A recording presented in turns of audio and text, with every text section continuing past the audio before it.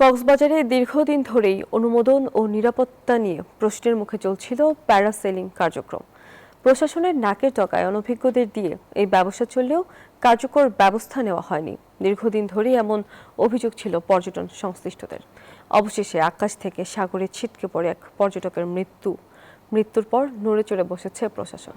একজন পর্যটকের মৃত্যুর পর প্রশাসন নড়েচড়ে বসলেও এখন প্রশ্ন, শুধু উচ্ছেদ করে কি শেষ হবে প্রশাসনের দায়িত্ব, নাকি নিশ্চিত করা হবে নিরাপদ ও জবাবদিহিমূলক পর্যটন ব্যবস্থা?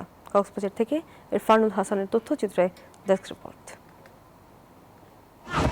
কক্সবাজারের রোমাঞ্চকর অভিজ্ঞতার স্বপ্ন নিয়ে ঘুরতে এসেছিলেন খুলনার সৌভিক রায়। শনিবার দুপুরে বন্ধুদের সঙ্গে দরিয়ানগর সৈকতে যান তিনি। এরপর করেন প্যারাসাইলিং। কিন্তু কয়েক মুহূর্তের মধ্যেই আকাশ থেকে ছিটকে সাগরে পড়ে যান সৌভিক। দ্রুত উদ্ধার করে কক্সবাজার সদর হাসপাতালে নেওয়া হলে চিকিৎসক তাকে মৃত ঘোষণা করেন। স্থানীয়দের দাবি, গত 2 বছরে প্যারাসাইলিং এর বিভিন্ন সময় দুর্ঘটনায় অন্তত 10 জন পর্যটক আহত হন। এতে নিরাপত্তা সরঞ্জামের মান, পরিচালনাগত সক্ষমতা এবং সরকারি তদারকি নিয়ে প্রশ্ন উঠলেও দৃশ্যমান কোনো ব্যবস্থা নেওয়া হয়নি বলে অভিযোগ তাদের। অক্টোবর থেকে মার্চ পর্যন্ত হচ্ছে শান্ত মৌসুম।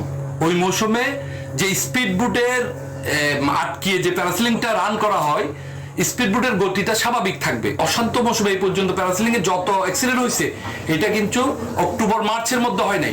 এটা হচ্ছে জেলা প্রশাসনের সবচেয়ে বড় ব্যর্থতা, যে তাদের উজ্জ্বল হওয়ার কথা কি, অথচ তাদের অনুমোদনে এবং বারবার বিভিন্ন পর্যটক আহত হওয়ার পরে তারা কিছুদিন বন্ধ করে দেয়, আবার চালু করে দেয়। দুর্ঘটনার পর জেলা প্রশাসনের বক্তব্য আরও নতুন আলোচনার জন্ম দিয়েছে। জেলা প্রশাসকের দাবি, সংশ্লিষ্ট প্রতিষ্ঠানটির কোনো বৈধ অনুমোদন নেই এবং তাদের বিরুদ্ধে আইনগত ব্যবস্থা নেওয়া হবে। তবে এদিকে রবিবার সন্ধ্যায় আলোচিত সেই প্যারাসেলিং প্রতিষ্ঠানটি উচ্ছেদ করেছে জেলা প্রশাসন। কক্সবাজার সমুদ্র সৈকতে পর্যটকরা আসছে আনন্দ করার জন্য।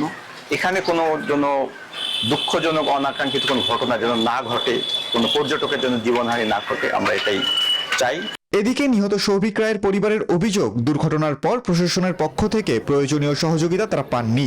লাইফ গার্ড ও জরুরি উদ্ধার ব্যবস্থা নিয়েও প্রশ্ন পরিবারের।